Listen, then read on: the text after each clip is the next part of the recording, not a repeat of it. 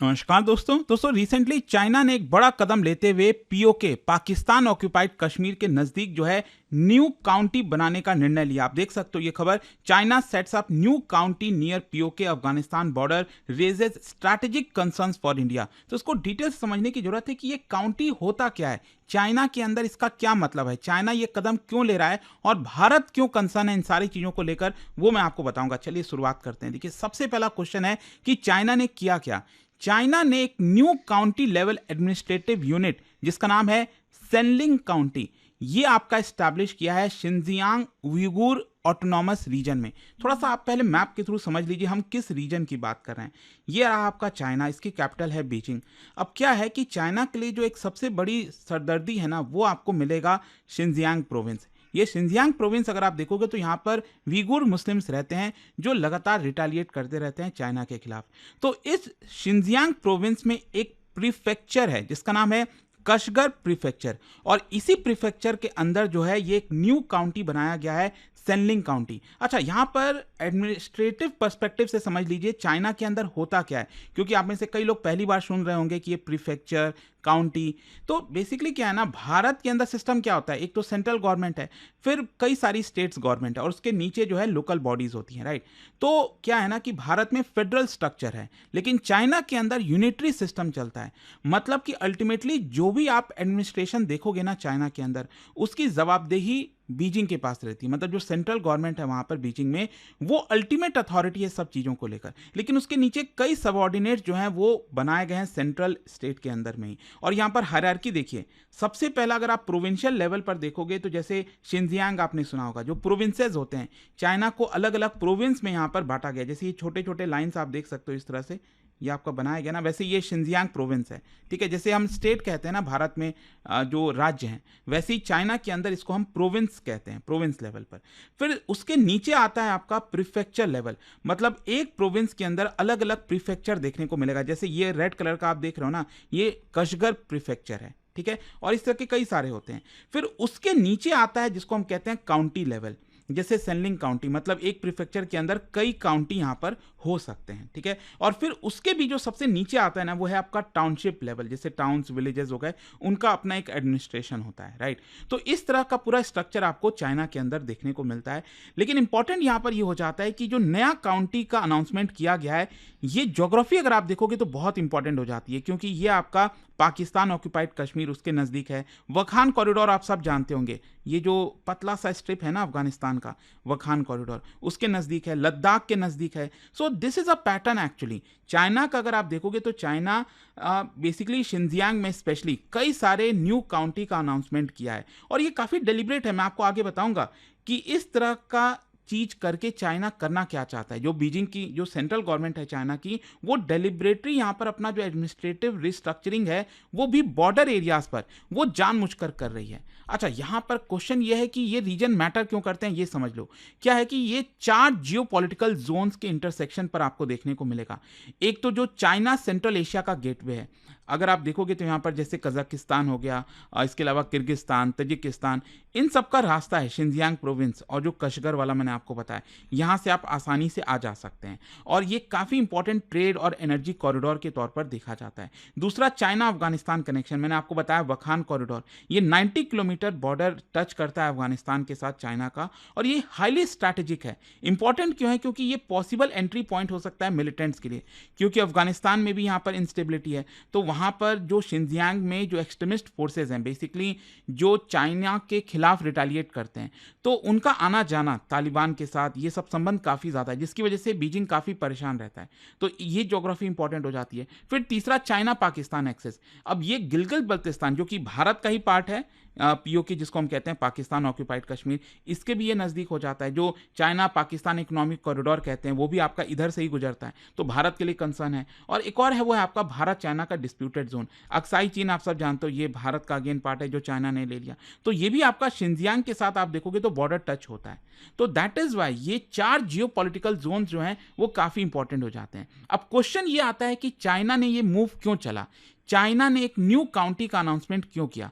सबसे पहला, चाइना के लिए जो बिगेस्ट कंसर्न मैंने आपको क्या बताया, वो है आपका ईस्ट तुर्किस्तान इस्लामिक मूवमेंट। क्या है कि जो शिनजियांग प्रोविंस मैंने आपको बताया ना, जहां पर वीगुर मुस्लिम्स रहते हैं, तो वो इस पर्टिकुलर मूवमेंट को चला रहे हैं जिसका नाम है ईस्ट तुर्किस्तान इस्लामिक मूवमेंट। वो चाइना से अलग होना चाहते हैं, चाइना से सेपरेट होना चाहते हैं, और चाइना आरोप ये लगाता है कि इनका लिंक तालिबान के साथ है, जो ग्लोबल जिहादिस्ट नेटवर्क है उनके साथ है, और उसीलिए वखान कॉरिडोर मायने रखता है, क्योंकि वहीं से आना जाना सब कुछ जो है वो वीगुर मुस्लिम्स कर पाते हैं, जो इस तुर्किस्तान इस्लामिक मूवमेंट चला रहे हैं। तो एक प्रकार से अलग काउंटी बनाकर चाइना क्या कर रहा है कि वहां पर आसानी से फिर पुलिस और मिलिट्री का जो डिप्लॉयमेंट है वो कर पाएगा, सर्वेलेंस जो है वो और ज़्यादा कर पाएगा वीगुर मुस्लिम्स के ऊपर, ईस्ट तुर्किस्तान इस्लामिक मूवमेंट के ऊपर, और जो पॉपुलेशन का मूवमेंट है अफगानिस्तान के साथ, सेंट्रल एशिया के साथ, उनके ऊपर भी नज़र रख पाएगा। अब क्वेश्चन ये है कि काउंटी बनाकर ही क्यों, ये आपके मन में आएगा ना, फिर इसका काउंटी से रिलेशन क्या है। देखो, काउंटी जैसा मैंने आपको बताया, it is lowest strong governance unit. इसके अंदर ब्यूरोक्रेसी होगी, सिक्योरिटी अपार्टस, इंफ्रास्ट्रक्चर प्लानिंग, ये सारी की सारी चीजें क्या होंगी, ये डायरेक्टली चाइना के अंडर में आ जाएंगी, जो चाइना का सेंट्रल गवर्नमेंट है उनके अंडर में आ जाएगी। बीजिंग से डायरेक्टली इसको गवर्न किया जाएगा, मतलब डिसीजन मेकिंग फास्ट हो सकेगी, जो पॉपुलेशन कंट्रोल है उसके ऊपर कंट्रोल किया जा सकेगा, स्ट्रॉन्गर पॉपुलेशन कंट्रोल किया जा सकेगा। और जो शिनजियांग है, this is also ties with surveillance system, social control policies, क्योंकि चाइना अक्सर परेशान रहता है इस चीज़ को लेकर कि जो वीगुर मुस्लिम्स हैं और जो शिनजियांग प्रोविंस में रह रहे हैं लोग हैं, अक्सर आपने देखा होगा खबर आती है कि उनके ऊपर प्रताड़ना की जा रही है, सेक्सुअल हैरेसमेंट किया जा रहा है। बीजिंग जो है वो काफ़ी ज़्यादा परेशान करता है, एंड दैट इज़ वाई ये रीजन इंपॉर्टेंट हो जाता है। तो अब बीजिंग ने कई सारे न्यू काउंटी का अनाउंसमेंट किया है ताकि इनके ऊपर और ज़्यादा कंट्रोल किया जा सके। अच्छा, दूसरा एक और चीज है जिसकी वजह से ये किया जा रहा है, वो है बेल्ट एंड रोड इनिशिएटिव।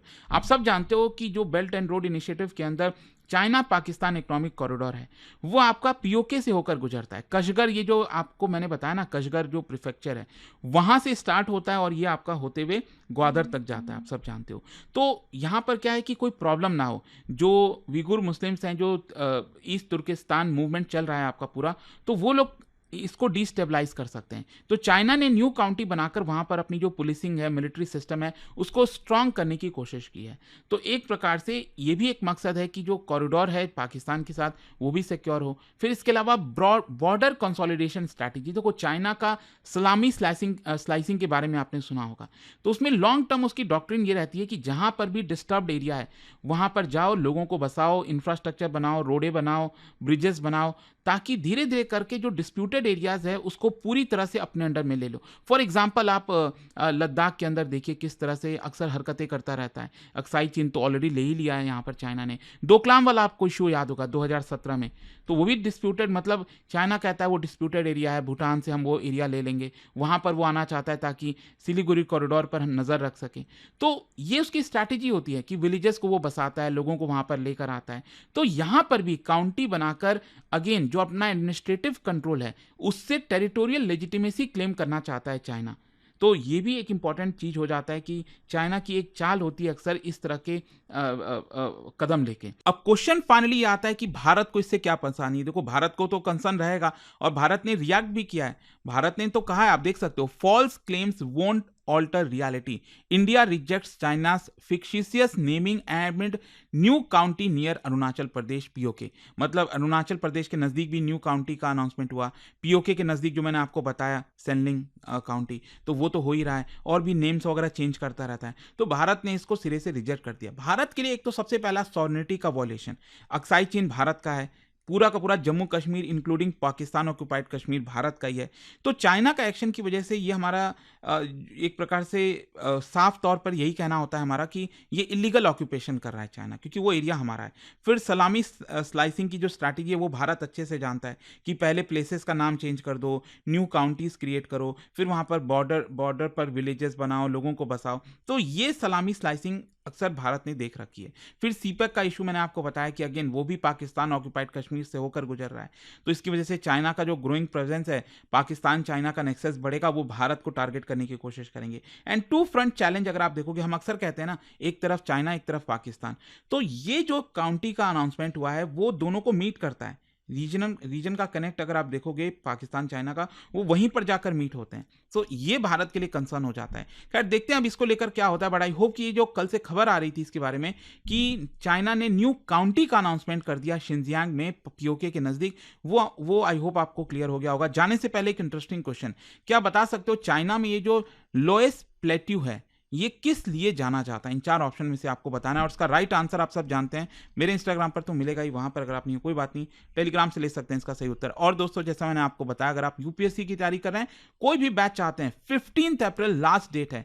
यहां पर आप प्रीलिम्स, मेंस, इंटरव्यू सब कुछ की कंप्लीट प्रिपरेशन कर सकते हैं। अचीवर्स कार्निवल सेल के दौरान एक्स्ट्रा डिस्काउंट आपको मिल जाएगा। कोई भी डाउट हो, प्रॉब्लम हो बैच से रिलेटेड, ये फोन नंबर पर कॉल कर लीजिए and use this code Ankit live maximum discount के लिए।